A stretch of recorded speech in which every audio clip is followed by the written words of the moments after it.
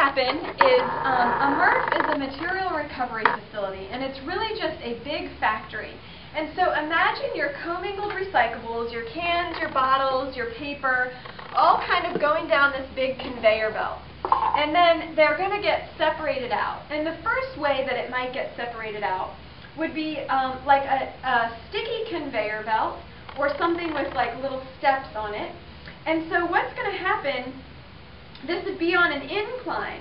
And so you have something like this and something like this on a sticky conveyor belt going up an incline.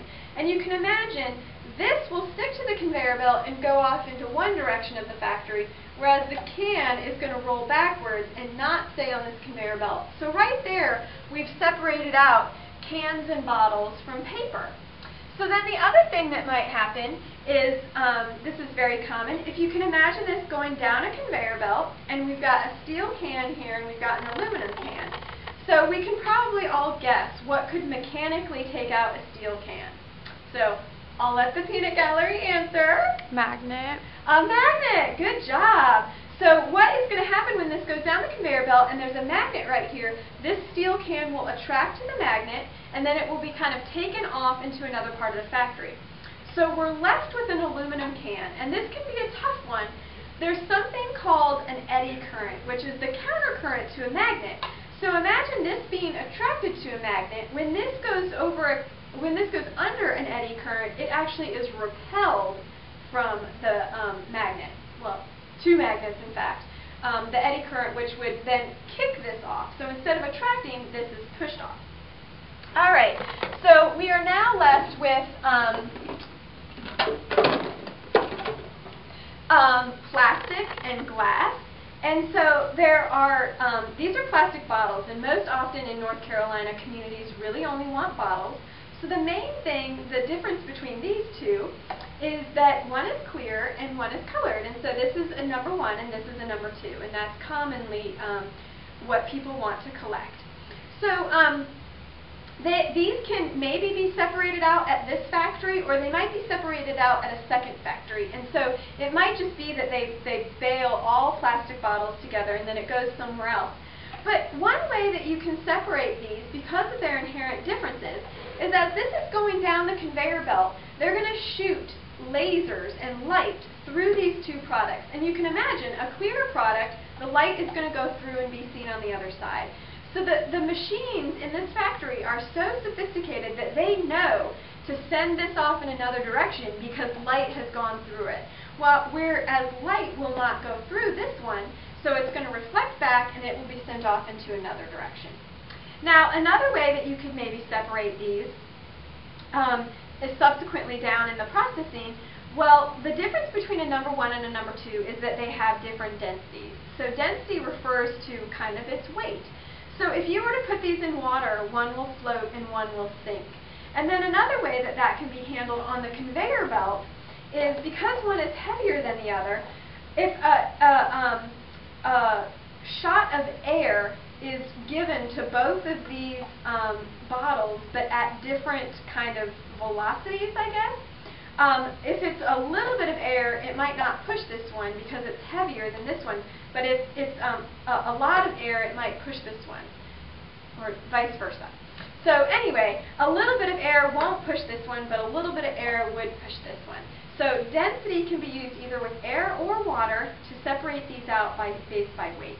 And the same thing, the light factor is the same way that you can separate out clear, brown, and green glass. So as that's going down the conveyor belt, most likely in a second processing facility, it will see clear glass and send it off into one direction versus the other.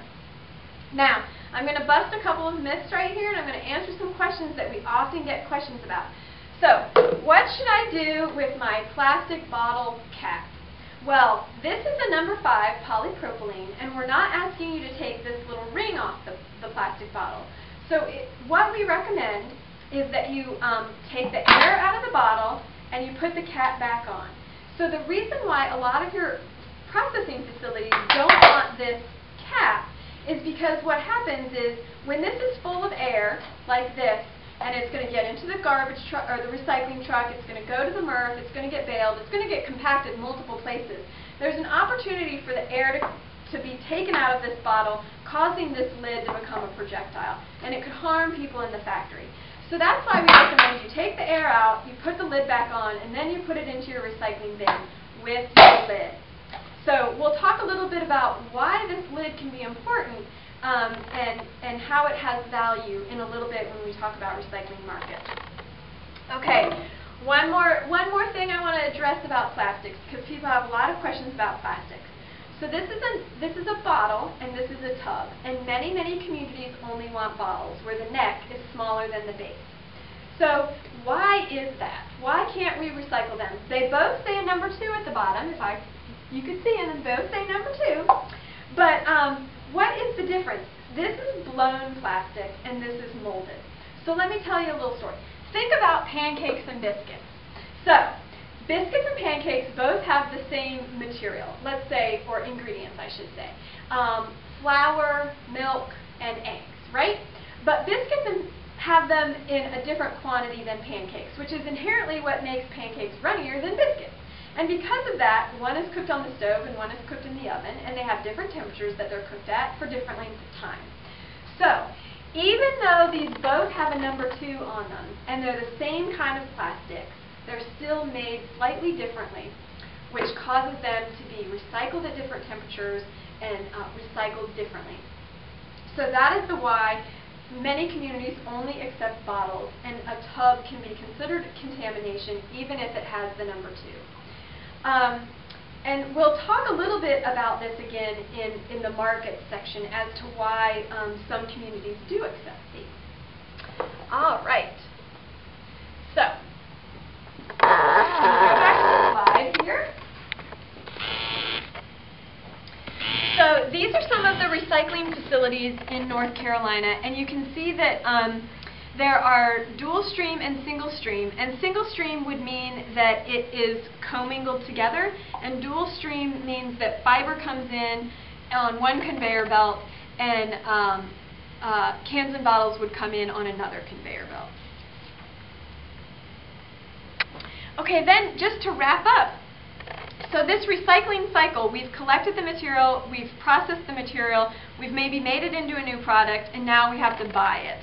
So the items on the screen are all examples of products specifically made in North Carolina from the material that you put out at your curbside or your drop-off location. So these black hangers can be purchased at Walmart. You know, fiber turned into polyester thread is made down in Union County. We've got mulch, we've got 2 glass manufacturing facilities, we've got lots of fiber, both tissue and on the corrugated.